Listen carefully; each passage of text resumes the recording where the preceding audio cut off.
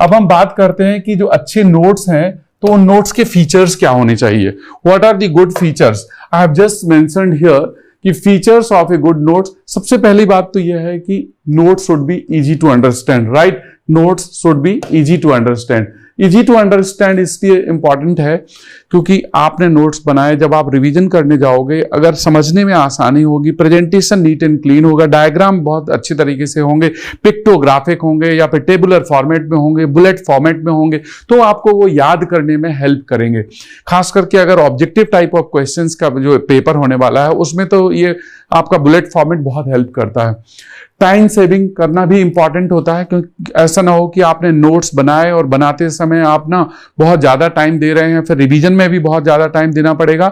तो notes time saving होना चाहिए बनाते समय भी और रिवीजन करते समय। इसके लिए इस टाइम सेविंग करने के लिए हमें क्या करना है आज हम बात करेंगे। तो इन सारे फीचर्स को एक एक बार ना हम देखेंगे कि इसको कैसे अचीव कर सकते हैं, टाइम सेविंग नोट्स कैसे बना सकते हैं। फिर इजी टू रिवाइज, मतलब जब भी हम नोट्स को रिवाइज करने के स्टेज में होंगे, after few days, after few months और maybe after some time, तो उस समय रिवीजन करते समय इजी टू कैच हो, मतलब वो चीजें याद हो जाएं और हमें लंबे समय तक वो याद रहें। तो हमें नोट्स ऐसे बनाना चाहिए कि रिवीजन में वो हेल्प करें, राइट? कवरेज कॉम्प्रिहेंसिव होना चाहिए। नोट्स ऐसे हों कि आपको बहुत ज्यादा टेक्स्ट बुक्स की जरूरत ना पड़े। आपने जब वन टाइम नोट्स अपने बनाए हैं तो उस समय आपने उन सारे फीचर्स को इनकॉर्पोरेट कर लिया है जो एग्जाम में जरूरत होती है। तो कॉम्प्रिहेंसिव कंटेंट हो, कंटेंट सारा हो, सब कुछ हो, लेकिन उनका जो प्रेजेंटेशन है वो कॉम्पैक्ट हो, मतलब प्रेजेंटेशन ऐसा हो कि कम स्पेस में आप ज्यादा चीजें लिख सकें, तो आपको रिवीजन में आसानी हो, आप कम समय में रिवाइज कर सकें। तो आज हम देखेंगे कि कॉम्पैक्ट प्रेजेंटेशन कैसे कर सकते हैं, कॉम्प्रिहेंसिव नोट्स क्या होते हैं, इनमें क्या चीजें होनी चाहिए। फिर वैल्यू एडिशन, मैंने अभी आपको बताया था कि sticky notes can be useful.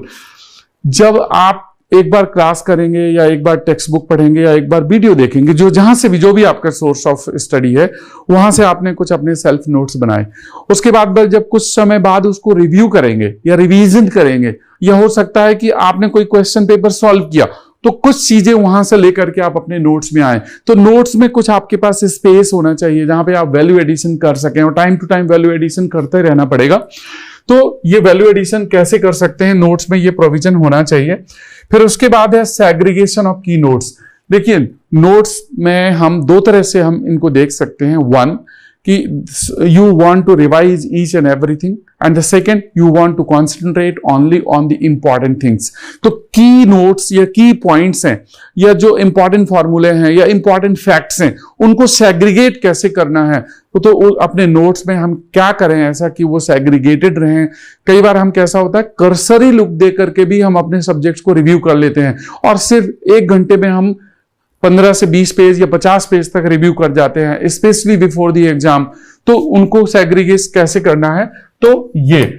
और फिर उसके बाद हम बात करते हैं कि जो बहुत ही इंपॉर्टेंट है कि notes should B error free, क्योंकि एरर फ्री होना नोट्स इंपॉर्टेंट इसलिए है क्योंकि अगर आपने सीनियर के नोट्स या किसी टॉपर के नोट्स को फोटोकॉपी कराया, अगर बाय चांस उसने कोई गलती कर दी है और वो सेम गलती आपने रिपीट कर ली, अपने उसी गलत नोट को पढ़ लिया, and at the time of exam if by chance the question comes from the same concept, it will be a big loss and you will have something, no recovery of this regret, क्योंकि ये आपने खुद की है। आप अगर अपने notes बनाते, आप खुद पढ़ते, आपने खुद लिखे होते तो इसकी गलती के चांसेस बहुत कम थे।